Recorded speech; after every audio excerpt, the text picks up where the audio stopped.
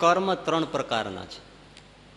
એક સંચિત કર્મ, બીજું પ્રારબ્ધ કર્મ અને ત્રીજું ક્રિયમાણ કર્મ. પોતાના કર્મ પ્રમાણે સંતોષ માનો એનો અર્થ ત્રણેય કર્મો આવી જાય છે. સંચિત કર્મો શું છે? ખેતીમાં અનાજ ઘઉં જુવાર પાક્યા, એની તમે સરસ મજાના કોઠારમાં એ ભરી દીધું, કોઠીઓમાં અનાજને સ્ટોર કરી દીધું, એ સંચિત. સંચિત એટલે સંગ્રહ કરેલા જે અનાજ, એવી રીતે સંચિત કરેલા સંગ્રહ કરેલા કર્મો, એના કોઠારો ભર્યા છે. કેટલાય જન્મથી બધું ભેળું કર્યું છે. એટલે જે પાક્યું, અનાજમાં જે પેદા થયું તેના કોઠારો ભર્યા. અનાજનો સંગ્રહ કર્યો ને, સંગ્રહનો અર્થ સંચિત. એમાંથી થોડુંક લઈને, શેર બશેર અનાજ લઈને, અડધો કિલો લઈને એની રસોઈ બનાવી, એ પ્રારબ્ધ. હવે રસોઈ બનાવી એટલે જમવું જ પડે, તમે નહીં તો બીજાય. પણ હકીકતમાં પોતે જમવું જ પડે, ન જમે તો મરી જાય, જમ્યા વગર ચાલે. એટલે જે રસોઈ થઈ એ પ્રારબ્ધ. આજે જમ્યા પછી શું બેસી રહેવાના છો? વળી પાછું કામ કરશો કંઈક, એટલે વળી ખેતીમાં કંઈક નવું પેદા કરશો, જુવાર વાવશો, બાજરી વાવશો, ઘઉં વાવશો, ચણા વાવશો, કાંઈક વાવશો ને બેઠા રહેશો, કાંઈક ખાઈને સુઈ જાય છો લાંબા પગ કરીને.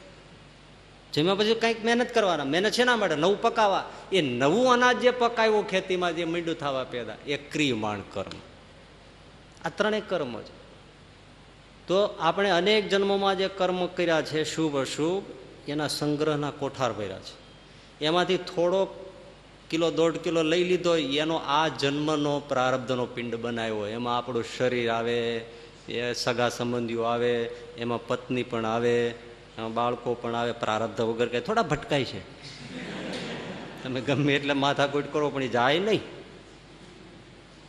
એ બધું પ્રારબ્ધ છે. એમાં પછી આપણા આ જીવનમાં જે કંઈક શુભ અશુભ જે અમુક ઘટનાઓ ઘટવાની હોય, ફળ મળવાના હોય, એ બધું પ્રારબ્ધ છે. આ શરીર સાથે એ નક્કી થઈ ગયું, એ રસોઈ બની ગઈ, હવે એ આપણે ભોગવવાનું જ રહ્યું.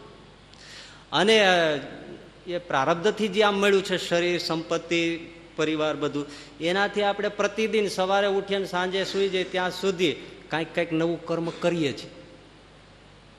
એ નવું કર્મ કરીએ છીએ, એ ક્રિયમાણ કર્મો છે. એટલે એ પ્રમાણે ત્રણેય કર્મોને અનુસારે જે મળે, ખાલી ભાગ્ય ફળે છે એવું નથી. ભાગ્યનો અર્થ શું? પૂર્વે કર્યા એને.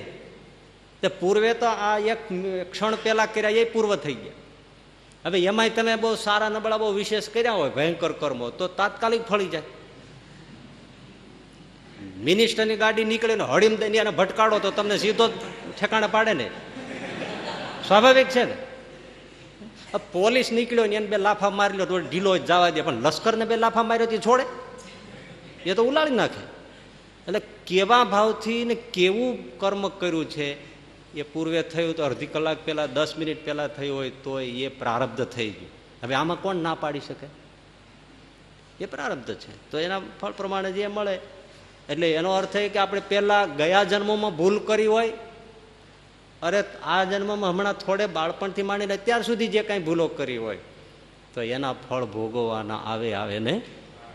એ પ્રમાણે ધંધામાં તમે 1 વર્ષ પહેલા ભૂલ કરી નાખી હોય, પછી હવે આવતા માર્ચ એન્ડિંગમાં એ પછી કંઈક થાય જ ને. તો તમારા કર્મ પ્રમાણે હવે જે મળે એ ભોગવો. એમાં શું ખોટું કહ્યું?